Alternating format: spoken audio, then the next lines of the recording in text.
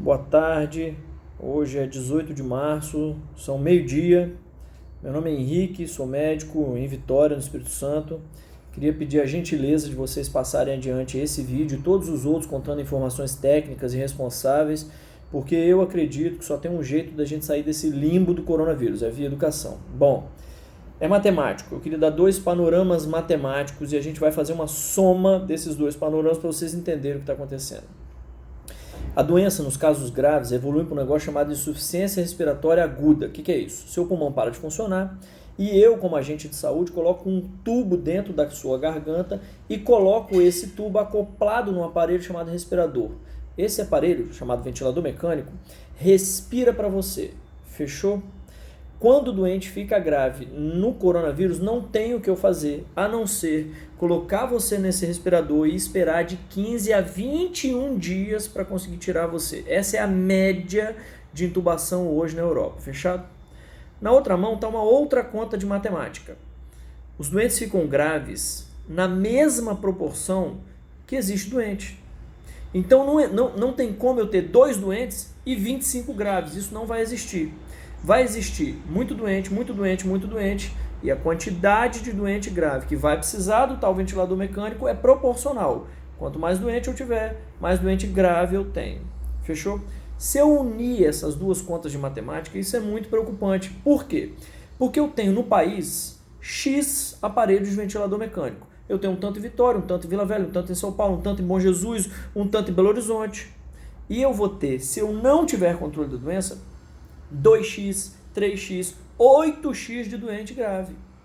Meu amigo, se eu tenho 10 aparelhos e 40 doente grave, eu sinto te dizer, tem 30 que vai morrer. Porque na doença, ela cursa com a necessidade do respirador mecânico. E é um para cada doente. A princípio é um para cada doente. Como é que eu vou fazer? Então, só tem uma única coisa a ser feita. Isolamento social. Não tem o que fazer. Meu amigo, não é para ir na igreja, não é para ir no bar, não é para ir na academia, não é para ir no clube, não é para ir para a escola, não é para jogar sua pelada, não é para ir dar volta no shopping, não é para ir para a praia e também não é para ir trabalhar, se você pode não trabalhar. Aqui entram 2 aspectos importantes. Quem pode ficar em casa, faça esse favor a quem infelizmente não pode ficar em casa. Diminua a quantidade de gente na rua, porque diminuindo a quantidade de gente na rua, você diminui a quantidade de gente doente. Se você diminui a quantidade de gente doente, você diminui a quantidade de gente doente grave. Se isso acontece, a quantidade de ventilador vai ser suficiente e não vai morrer gente por falta de assistência, que é o que hoje acontece na Itália. Se você tem que trabalhar, necessariamente 1 metro, 1,5 metro de distância das pessoas, da sua frente. Use para abrir porta, apertar coisa de elevador, encostar nas coisas do ônibus, a sua mão não dominante. E não coloque, depois de encostar em absolutamente nada, a mão no rosto.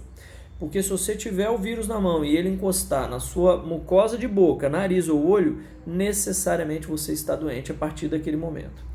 Presta atenção, a doença fica 2 semanas sem dar sintoma nenhum. Aquele cara do seu lado que aparece absolutamente saudável, ele já pode estar eliminando o vírus. Então não tem como, para quem sai na rua, não tem como você saber se você pode ou não pode encostar no sujeito, encostar na maçaneta que ele pôs a mão, encostar num produto de prateleira que ele pôs na mão. Então qual que é o ideal? Lave a mão depois de todo o contato da sua mão com qualquer superfície. Fechado? E é um outro pedido.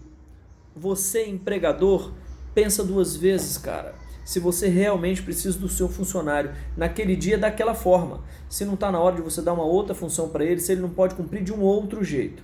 Fechado? Por último, eu queria alertar vocês do seguinte: a população que mais fica grave são os idosos e com doença. O cara que tem pressão alta, diabetes, já infartou, já teve derrame, ele tem algum trem que já aconteceu com ele. Não precisa ser essas coisas tudo junto, não. Basta que ele seja idoso com mais alguma coisa dessa. Meu amigo, não é só ele que fica grave, não. Ele é o que mais fica. Mas você com 30, com 40, seus filhos, sua esposa, também pode ficar. A taxa de doente grave para a idade produtiva economicamente, entre 30 e 50 anos, beira 2 em cada 1.000. 1 em cada 1.000. Se você for o 1 em cada 1.000 escolhido, não vai ter vaga para você de UTI se você não der um jeito de fazer isolamento social.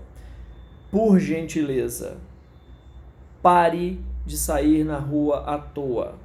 Não é férias, isso é extremamente necessário. Esse país está para viver uma epidemia assustadora em 3 semanas e a gente só tem um jeito de resolver isso, através de educação. Não tem remédio, não tem vacina, não tem perspectiva para que isso chegue tão logo, e isso não dura 2 semanas, dura 3 meses, 2, 3, 4 meses. Essa educação é extremamente importante, só tem esse jeito da gente fazer os nossos entes queridos não passarem por um mau bocado. Boa sorte, evite o contato para quem tem que ter contato, e para quem não tem que ter ou achar uma outra possibilidade, fique em casa, pelo amor de Deus. Boa sorte e vamos para frente.